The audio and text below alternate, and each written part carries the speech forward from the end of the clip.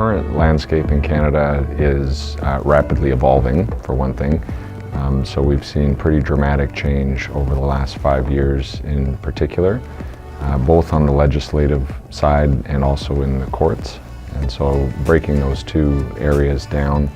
on the legislative side, we've seen, of course, mandatory breach notification come into force in November of 2018 in Canada, which was quite a dramatic change to make those rules applicable across the country. We've also seen recent change in Alberta and Ontario that have introduced new mandatory reporting and notification rules in the health sector in particular, which again have introduced quite a new change for organizations in those sectors.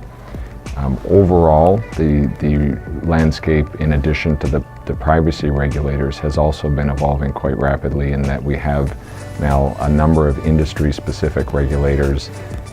in the financial services or investment industry,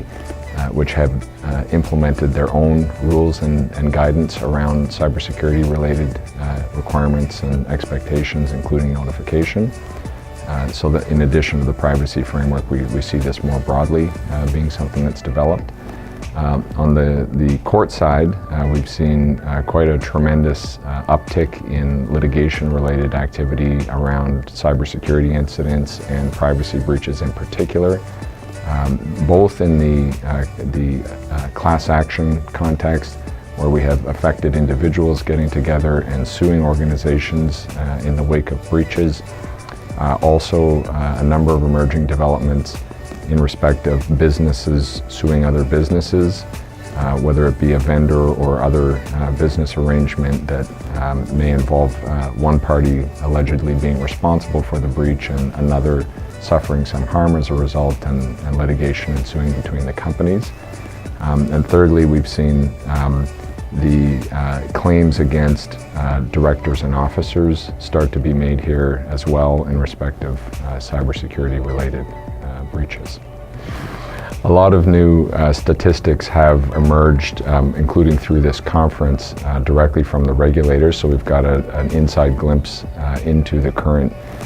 number of breaches that are going in and being reported to regulators that are resulting in notifications to individuals. And the story is that there is across the board a tremendous uptick in reports that are going to commissioners. One of the stats was 400% to 500% increase over the previous experience, previous to November 1st, when reporting was voluntary. And so that could be partially attributable to, of course, more breaches that are happening, but also more likely a bigger story there is that there is just an increased awareness among organizations of the new rules and of the need to report breaches in appropriate cases and to notify individuals. And that's certainly a trend that we'd expect will continue. We see that there's a significant change in the healthcare sector in particular, with tremendous numbers of breaches being reported in that sector, again across the country, as being one of the new lessons that we've seen in the Canadian environment. The risk mitigation discussion is crucially important, both from a legal perspective and just practically to reduce either the likelihood of incidents occurring or to mitigate the severity of the incident if it does occur. So we do spend quite a bit of time with clients in some key areas to try to mitigate that risk, which include cyber due diligence exercises where we work hand in hand with an outside security firm to run penetration tests and other assessments of the company's cybersecurity preparedness, state of safeguards, to understand where the shortcomings may be, where we would recommend that they make changes to bring them in line with legal obligations, to mitigate legal liability exposure. And so really kind of working hand in hand with the technical people under a framework which is designed to maximize privilege claims in respect of that analysis, so that you don't end up with reports that cause problems in legal proceedings later down the road, to really put the company in a better position to mitigate the risk practically and technically. In addition to that, of course, in incident response planning, tabletops, very common part of our work with clients these days,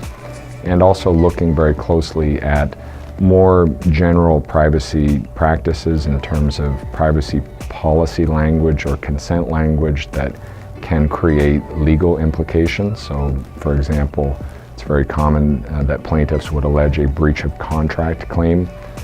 in a privacy breach proceeding.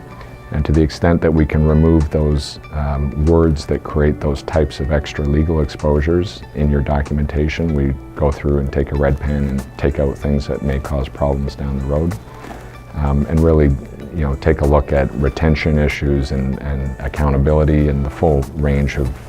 expectations that are required to be met under privacy statutes, because those also form the basis of both regulatory risk but also exposure in the litigation context.